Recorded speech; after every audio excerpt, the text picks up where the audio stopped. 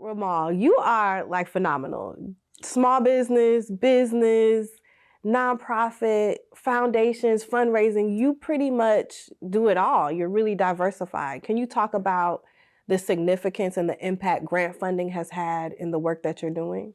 Yeah, sure. So on the nonprofit side of things, grant funding has allowed us to scale. It has also taught us a number of things about how to manage a grant, manage resources, and how to tell our story well. So it's not just the money that has benefited our work as on a nonprofit side, but the lessons learned through engaging foundations and how to tell your story well, how to clarify what your metrics are, and things of that sort that have really benefited our growth. That's so good. And there's a lot of nonprofit leaders out there who don't even know where to start, who probably don't know even what the process of scaling is through grants. What would you say to them who's thinking about it, haven't really like jumped all the way in? What encouragement would you give them about the importance of learning the art of securing grants? Yeah, learning the art of securing grants. I would say the easy answer to that is to call Natalie. That's the easy answer. I think, no, but seriously, that's an important approach because there are things that you can learn on your own and how to research. But when you are able to identify professionals who do it well, those partnerships are actually a real benefit. So there are things that I would reach out to you for so that we could learn and become better. So I think the collaboration benefits us well rather than trying to do everything ourselves. Awesome. And it's an investment too, like Absolutely. investing in a skill set that will continue to pay you back.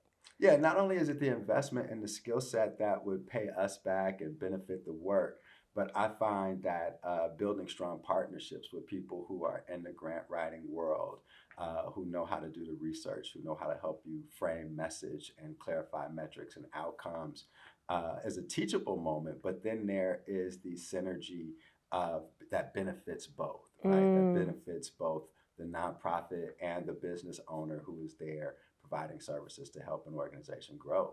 I love it. Thanks so much, Romal. You're amazing. Appreciate you. Yeah, thanks a lot. Thanks for what you do. I think that your work creates opportunities for both nonprofits and even for profits to scale.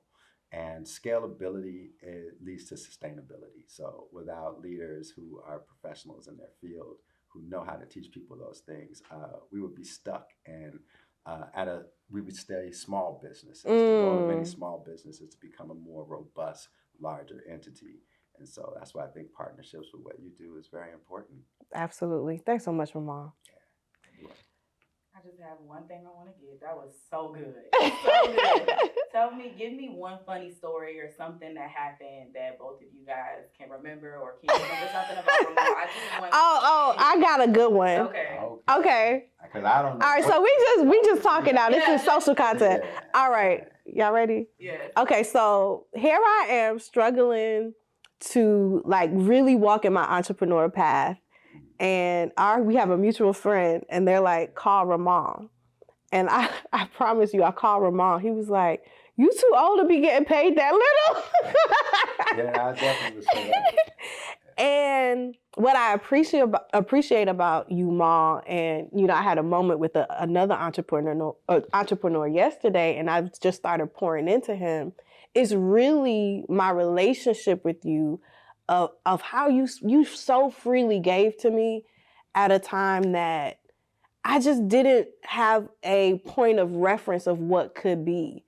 And just having you in my life has just allowed me to grow so quickly, so rapidly. And so I'm like, whatever Romal calls me to do, or like, I am there, and have a commitment to do that for others as well. Yeah, I think for me, I do remember that moment. That was years ago. And what I find, and I do that often with people solely so that they can see how gifted they are and to rise to the level of the gift, not just in the work, but in the quality of your life, right? The life that you deserve to live. And so I push people to see the greatness in them and be courageous enough to claim their value, right? And find that number that allows you not only to live indoors, but to live indoors well and know that that's actually okay. Yeah. When I find out what people are making, and I know the level of their gifting, I'm trying to help you and others understand at the level of your gifting, that number needs to have a comma behind it, right? Absolutely. Because we live in grown lives, and I just want people to win. Yeah. And when individuals win, we all win. But you weren't even just like about the number in the sense of money, right? You were like, what's the number that you can have your best marriage? That Yeah. you can spend time with your family, that you can take vacations and buy plane tickets for everyone. And then you went a step further and taught me about investing and like what stocks to invest in. Yeah. And I think that's so important because so many of us have access to information and people like you, but we don't do the work. And I think for me, I appreciate that you understand that I'm not just listening to what you're saying, like I'm doing it.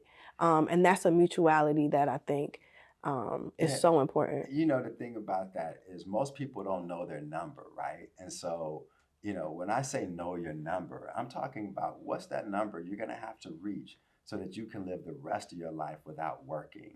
And how are you going to get there, right? Because if you don't know your number, money will always be elusive. Because you're still going to chase it, you're going to grind, you're going to hustle. Survival mode. Yeah, all of that is resistance language when it comes to money. And Hustle. trauma, like it's a trauma response too. You're assuming you got to chase something, which then assumes you don't think you're worthy. So you got to keep pursuing it. But when you understand your greatness and your gifting, and you have clarity of intention and vision, long-term vision, you're living into purpose and letting your greatness flow. And then you understand that money's going to come looking for you. You don't got to go chasing anything. But when you live into purpose and intention in your greatness, everything that's for you is coming for you. And you just have to live into it and live into expectation while you do the work. But knowing your number is essential because it allows you to accept that there's a point where you can actually have enough, which then gives you the integrity of staying away from greed and selfishness. Generosity is key to how money moves. So I don't really, mess with people who aren't generous givers because they don't understand money and the flow of money. If you're not a giver, then everything you want to receive is just all about you. Yeah. And your purpose on this planet with the time that you have is greater than you. And it's the story that you're going to leave behind about you.